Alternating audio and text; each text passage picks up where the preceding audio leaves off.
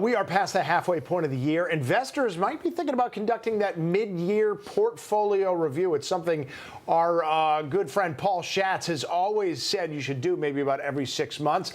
The president and founder of Heritage Capital, LLC. Good to see you again. You too, my friend. It's been a while. Usually we've been talking over Zoom. Glad to have you here to shake your hand and get the knowledge in person, right? I believe that was always one of your sort of talking points. Every 6 months, just see where you stand. That's right, because look, we put plans together December, January, man plans, God laughs sort of thing. Yeah. Sometimes you get punched in the face, other times you do the punching. So yeah, it's always good to review where you are. Yes. All right. So where are we now? I know one of your big tenets is that when you're planning for the future, you got to look long-term investing, but I still feel like people are reacting to what they're seeing short-term in the markets, and that's been uncertain. So the worst thing that ever happened to investing was that little device called a phone. Yeah. Because everybody's got 24/7 access, and people have become so focused on short term. What happened this hour? What happened today? What happened this week? And they lose sight. They're so close. I hate this. They're so close to the trees. They don't see the forest. But It's true, because they're judging based on hour to hour, to day, instead of, look, set your goals. Here's an example, right?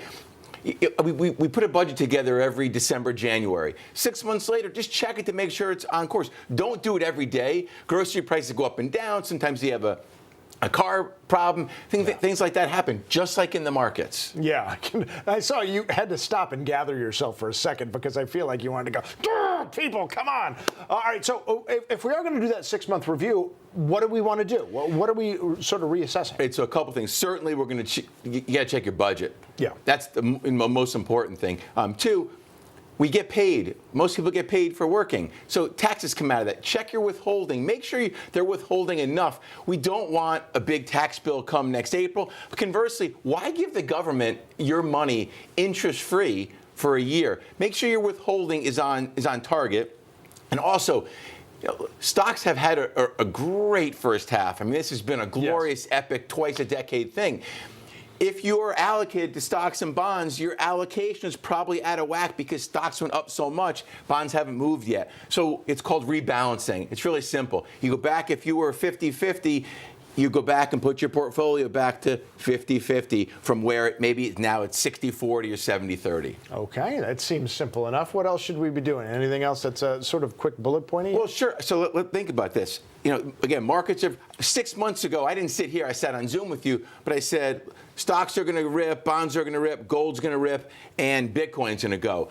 We're now 6 months hence. Stocks have had an amazing run. Gold's been pretty good. Bitcoin's more than doubled.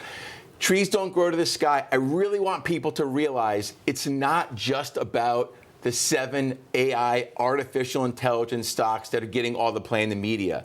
Again, if you have an allocation, please stick with it. Don't just run to NVIDIA and Microsoft and Apple and Tesla and the other AI stocks because it's like saying, look, I've got my Yukon tie on today, right? By the way, very nice. It's brand new. Yeah. Someone just sent it to me as a gift. Just because Yukon won the championship in April doesn't mean they're going to win the championship every single year. Same thing with these 7 stocks. 7 stocks led the way for the first 4 months. There's 3,500 stocks in the market. Mm-hmm. Bonds struggled. So I don't want people to all of a sudden look away because bonds had a rough. They went sideways the first half of the year. When the economy does better, bonds do worse. All right. I did not know that. Last question. People keep hearing about a soft landing, the idea that the Fed's going to be able to raise interest rates just enough to bring inflation down without causing a recession.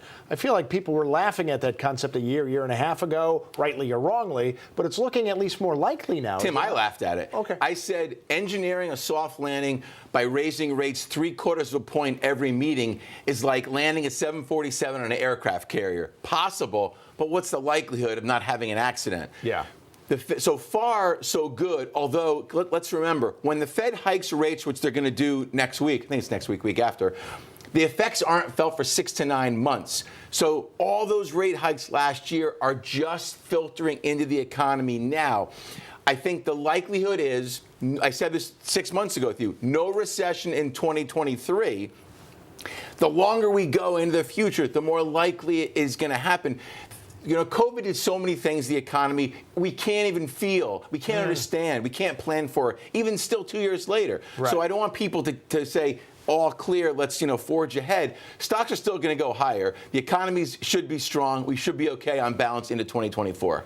There you go. Paul, thank you so much Thank for you. the I appreciate knowledge. it. Thanks. Yes, always. Paul Schatz, founder and president of Heritage Capital, LLC, giving us that knowledge for free. Some people pay a lot of money for that knowledge, man.